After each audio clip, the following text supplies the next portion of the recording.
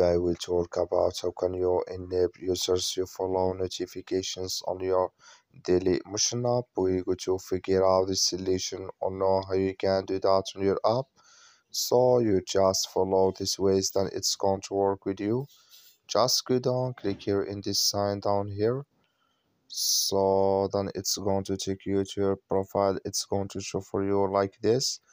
Then all you have to do next, you just go above this sign, click on it. So then it's going to show for you a list like this here. You click here on settings, just click on it.